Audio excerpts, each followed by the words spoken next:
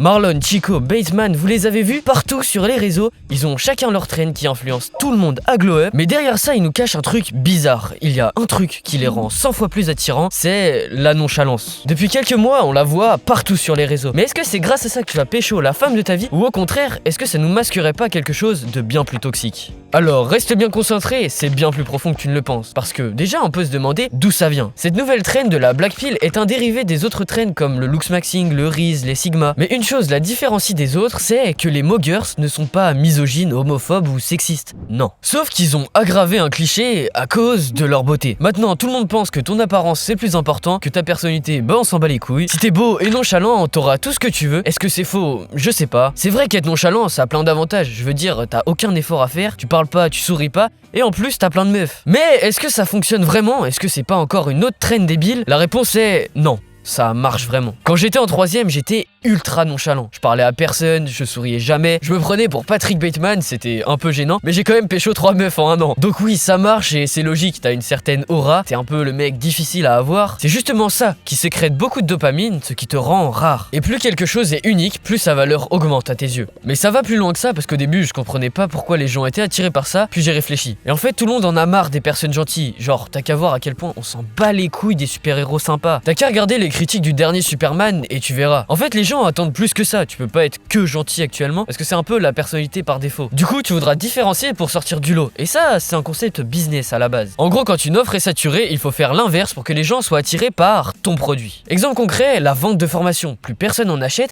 Alors, faites l'inverse, vendez des accompagnements comme Lohan LV ou Michael Wu, mais du coup ça s'applique aussi aux relations. Au début, personne n'était nonchalant, et là, tout le monde l'est devenu. Enfin bref, mais du coup, qu'est-ce qu'il nous cache? Parce que quand on regarde Marlon, on voit que sa copine est une bonne personne. Elle est drôle, gentille, et ça se voit qu'elle aime. Mais est-ce que c'est vraiment quelqu'un de bien? Ça, j'en suis pas sûr, parce qu'en fait, c'était vraiment un couple de vacances. C'est comme les mecs qui avaient des meufs au camping, là, c'est pareil. Et le pire, c'est qu'elle cherchait une relation comme ça, donc bon, c'est pas quelqu'un qui veut du sérieux. Mais est-ce que ça veut dire que si t'es nonchalant, t'attires forcément que des mauvaises personnes? Eh bien, sur les 3 meufs que je t'ai parlé tout à l'heure, il y en avait une qui avait l'air sympa, calme et tout, mais en fait, elle était un peu toxique. En plus, j'ai appris que des dingueries sur elle, mais je peux pas vous les dire sinon je vais avoir des problèmes. Donc ouais, c'est vraiment pas quelqu'un avec qui tu peux construire quelque chose. Et les deux autres, bah il y en a une qui voulait juste mon zub et l'autre qui m'a ghost du jour au lendemain. Donc ouais, la nonchalance, ça crée rien d'intéressant, hein. Parce que quand on y réfléchit un peu, ceux qui sont attirés par des gens qui les ignorent ne s'aiment pas et ils cherchent l'amour qu'ils n'ont pas en eux dans la compagnie de quelqu'un d'inaccessible. Et tout ça, c'est vraiment toxique. En fait, ils adorent être détestés et quand tu leur donnes quand même de l'amour, en 3 mois, la relation est finie. Pourquoi? Parce que tu portais un masque qui cachait l'amour que t'avais pour elle. Sauf que elle, c'est justement ça qui lui a plu. Le gros problème, c'est que ton apparence ne matche pas avec ta personnalité. Imagine que tu rencontres un mec qui s'appelle Turnis. Tu lui as jamais parlé, mais tu penses sincèrement que c'est une bonne personne. Il sourit à tout le monde, il fait des blagues, mais ce que tu sais pas, c'est quand il rentre chez lui,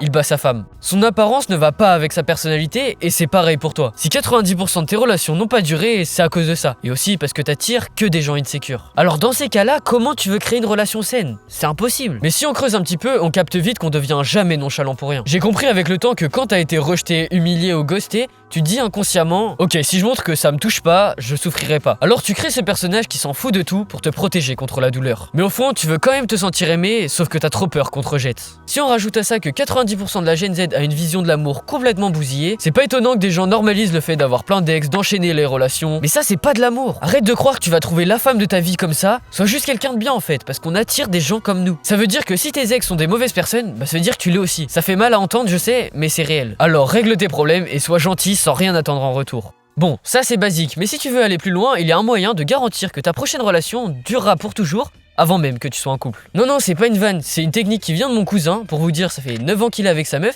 et il a vraiment trouvé la bonne. Alors il m'a expliqué que pendant l'été où ils se sont rencontrés, ils se parlaient tous les jours. Au moment, ils se voyaient plus comme des potes et ça leur a permis de s'avouer plein de trucs. Et 2 mois après, ils se sont mis ensemble, mais ils avaient un avantage énorme. C'est qu'ils savaient déjà qui était l'autre, donc ils pouvaient rien se cacher. C'est comme ça qu'ils ont surmonté l'obstacle numéro 1 en amour. Parce que souvent les gens parlent que de leurs qualités et c'est très mauvais. Au bout d'un moment, tes défauts ressortiront et la personne dira que t'as changé alors que t'es juste toi-même. Mais ce n'est pas tout, il faut pas que tu te laisses aveugler par l'amour. Parce que tu sais quoi, une des 3 meufs dont on parlait tout à l'heure m'a clairement dit qu'elle se lassait super vite des gens. Et moi, comme un énorme trou du cul, je me suis dit, ok, c'est pas grave. Alors que justement, ça doit te faire réagir. Donc au début, il faut que tu la vois comme une amie. T'apprendras à la connaître vraiment sans être aveuglé par l'amour. S'il y a 2-3 signaux qui te font dire que ça pourra pas marcher entre vous, bah elle restera une amie, ce qui est cool aussi. Mais si tout se passe bien, là t'as gagné. T'as trouvé quelqu'un de sincère qui t'aime pour qui tu es vraiment, et ça, c'est rare actuellement.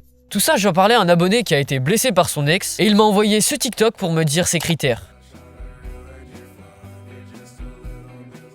Et là, je me suis dit, mais what the fuck? Après ça, j'ai regardé les commentaires et c'était la guerre. J'ai posé mon téléphone et je me suis dit, mais putain, mais qu'est-ce qui se passe entre les hommes et les femmes en ce moment? C'est devenu une compétition pour savoir qui est le meilleur, mais vous avez rien compris. Chacun a ses forces et ses faiblesses, je pense que les hommes et les femmes sont pas comparables. Mais en tout cas, si les deux sont arrivés sur Terre, c'est pas pour se détester. Les hommes ont besoin des femmes et inversement. Qu'on le veuille ou non, on est complémentaires. Même si c'est pas toujours facile de se comprendre parce qu'on réfléchit pas exactement de la même façon, pour moi, c'est voulu par ce qui nous a créés. Parce que comprendre parfaitement n'enlève pas les malentendus. Le but de l'amour, c'est justement de régler ce genre de choses, de se mettre à la place de l'autre, même quand on se comprend pas. Et c'est pour nous prouver à tous que l'amour est toujours possible et que pour les deux individus qui ont promis de jamais se quitter, ils pourront traverser tous les obstacles ensemble. L'amour est un choix éternel, rien n'oblige quelqu'un à aimer, sauf que la vie est plus douce quand on est deux. Même si la société nous a toujours vendu l'image du guerrier solitaire, qui ne s'est jamais imaginé de se réveiller un matin à côté de la femme que t'as toujours rêvé. Et puis de se rendre compte que si t'as réussi tous tes objectifs, c'est grâce à elle. Parce que peu importe ce qui t'est arrivé, elle était toujours là pour te soutenir. Je trouve ça tellement dommage qu'on ait décidé de se faire la guerre plutôt qu'essayer de se comprendre. En fait, il y a un truc qui fout la merde, c'est ce qui se cache derrière les apparences. Personne ne fait l'effort de les voir, alors que c'est simple. Si quelqu'un est silencieux, c'est pas qu'il n'a rien à dire, c'est qu'au contraire, il ressent trop de choses et il ne sait pas les exprimer. Et c'est pareil pour la nonchalance. Tu penses que t'es attaché à personne, mais en réalité, t'as peur qu'on t'abandonne. Tu penses être courageux en masquant tes sentiments, mais la vraie force, c'est de les exprimer dans un monde qui te pousse à ne pas le faire. Et je suis d'accord que c'est pas facile, pour moi aussi c'est super dur. Même si les gens disent que tout le monde a le droit de montrer ses émotions, les regards, eux, n'ont pas changé. Surtout quand tu ouvres les réseaux et que tu vois des meufs qui parlent de leurs critères et qu'elles veulent un homme fort qui ne pleure jamais. Mais finalement, c'est une bonne chose que les gens disent ouvertement leurs standards. Parce qu'au moins, tu sais qui tu dois fuir. Sauf que tu remarqueras que certains n'en parleront pas. Et c'est eux qui pourront t'aimer sincèrement. Ceux qui n'ont pas de critères, qui se basent sur la rencontre profonde avec quelqu'un et qui ne se limitent pas à des traits de caractère ou à une apparence. C'est une force pour les gens comme toi qui sont sincèrement gentils. Je trouve ça dommage d'en être arrivé là, mais au moins ça fait du tri. En tout cas, si tu t'es reconnu dans cette vidéo, j'espère sincèrement que j'ai pu t'aider. Sache que tu n'es pas tout seul et que c'est possible de s'en sortir. Si tu vois pas comment t'y prendre, c'est normal. Moi aussi, quand je m'en suis rendu compte, je voyais pas ce que je pouvais faire. Bon, toi déjà, t'as les conseils de cette vidéo et si t'as besoin, je suis là en commentaire. Je suis très actif, alors si t'as besoin, franchement, n'hésite pas. On se revoit la semaine prochaine.